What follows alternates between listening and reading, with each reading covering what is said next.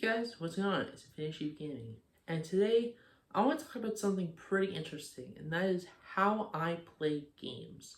So let's talk about it. So I recently had a comment on my most recent video for Beat Saber, that being me playing Final Boss Chan, and I got a very interesting comment, that being, how do I play games even with me being blind? So I'm going to explain that to you today. So first thing you need to know is that I'm not fully blind. I have some vision left. The only vision that I have is in front of me. This is all I see. It's called tunnel vision. So basically all I see, or imagine you put two toilet paper rolls up, and that's what you saw. I have no peripheral vision, so I cannot see left or right, and I cannot see red nor green. So how does that affect me being able to play games? First off is just the brightness of the game. Of course, there are some games that are a lot darker than the others. Of course, something like in the background Destiny, where a lot of the maps are a lot darker. So having a brightness up is one of the many things that helps me be able to play, is brightness, color, and of course having it where I can see things. Of course, for me, it's pretty difficult on some levels, especially when it's a single player game, or even if I'm playing single player on a multiplayer game like Destiny. It is very difficult trying to do things, by myself. So I always have it where I like to have friends. I have like a friend group that actually helps me play with Destiny. But in the case like single player games, it's a lot harder because there are so many ways to make errors. Like there's so many errors that you can make in just a single player game that may affect you in a run. So especially it's like a boss fight. Of course, I love boss fights. Who doesn't love boss fights? But for me, boss fights are really hard because of the fact that if I mess up, I have to restart the whole boss fight. And that's something where story modes go in, where it's like a below easy, and it's just, hey, you want to experience the story. It is the lowest difficulty. You just want to experience the story and just have it that way. Then you'd have it. And that's one of the many things that I use is story modes. The story modes are very much a thing that helps me. Of course, it makes enemies really easy. It makes it where they have HUDs and stuff, and many other things that help to make sure that you can enjoy the experience of playing the game and playing the story. Which in the case of like PlayStation, it very much is, hey, if you can't enjoy the story because it's too hard, then we're going to have it where you can easily do the story. And I really do think something like Insomniac really goes hand in hand, where all their games have story modes. So they want to experience the story, but you don't want to have it where you have a frustrating time, especially for someone with a visual impairment. It makes it very, very easy. Now, what else I use, and you've probably seen, is my headset. This is the PlayStation VR 2, and this is what I use actually to play games. So when I'm not recording it, like if I don't need to have my face in a recording, I have it where I just put my headset on, and that's what I use to play games. It very much helps, and it basically gives me a 200-foot screen inside. You can actually adjust the screen like length and width and stuff to have it for a set play style, because you can play like just regular games, not VR games, with a really big screen and some really cool features. So definitely for me, this is the best way to be able to play PlayStation games. So yeah.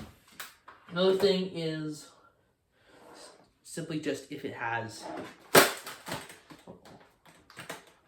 I'll just put this in my, but yeah, the headset is what I use a lot for those games, and it definitely does help. Of course, I have it where I also have my headset or my headphones in there, and that's what I use to, help give me some audio. Of course, there's some really cool audio cues that you can use, and in some games they have it where there's audio descriptors, as I call it. Now, I've talked about audio descriptors a bunch in videos like Hogwarts Legacy, and with aspiring games also have audio descriptors in them, which are really good and a really great way to enjoy games. It very much is a good way to enjoy them.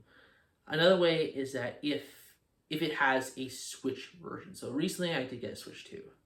I recently did get one. I've got bunch of videos already. You can probably find them in the description.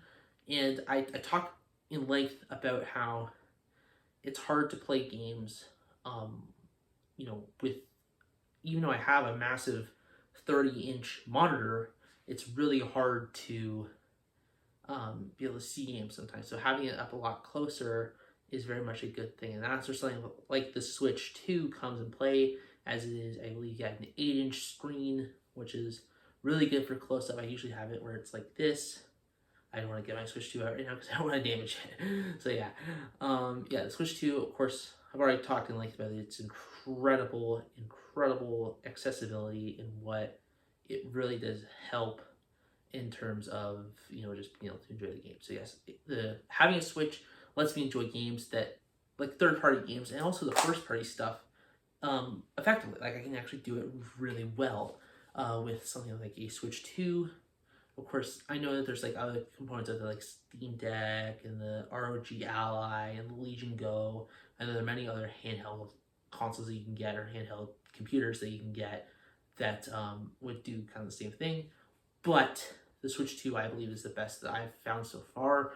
And of course, with price, performance, and just all around having a fun time with it, I've found that it's the best, the best from what I've read and what I've seen and what I've been able to grasp my knowledge on. And yeah, I really do think that there's that out there. But just the Switch 2, the controllers are nice, and I gush so much in a video that you can also find a link in the description, which is really cool. So yeah, also PC, I have it where I use a controller. So for all my PC games, because I do have a large Steam library, when I play games on Steam, I have it where I'll plug in one of my Xbox controllers, because I have many Xbox controllers. Because I used to play on Xbox once, where I used to do gaming content on was on my Xbox One, but now I do it mostly for PS5 and Switch 2, for the best footage, best audio, best all around. And yeah, just really much. Xbox, they used to be good when it came to accessibility, but to be honest, recently they have not been the best. I have not touched an Xbox console in a while, just because, it's super slow, and it just wasn't giving the best performance. And after a while, my vision just got worse. As yes, my vision does get worse over time, and it's not something where it's like stays the same. It's always gonna get worse as time goes on, which is unfortunate. So that's why, there are so many things that help.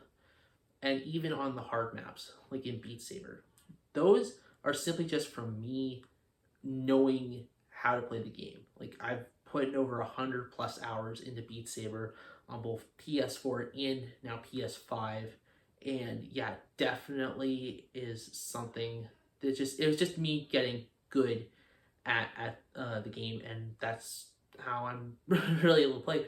I also have it where I have like certain settings and stuff. So I have, like, super far away. I've got it where I've got a color scheme of blue and orange, which are actually my favorite colors. And that's how I'm able to play Beat Saber, just using colors that, are on none of the deficiencies. So even if I have more deficiencies down the line, like how my sister also is Levi, and she has blue-yellow deficient. So yeah, that's interesting. So even the way that she plays games, it's a lot harder, but something like the Switch 2 would help her, but she's still just using Switch 1, which she loves her Switch 1, which can't blame her. It's great. I recently gave her my Switch OLED when I upgraded to the Switch 2. Of course, I talked about that in my unboxing video, which you can find in the description. And yeah, you probably have seen her on the main channel. I hope to feature her on this channel as well. So yeah, I'm very much looking forward to that. And yeah, that's how I play games. So yeah, I hope you guys enjoyed. Make sure to like, comment, and subscribe. And of course, sheep on.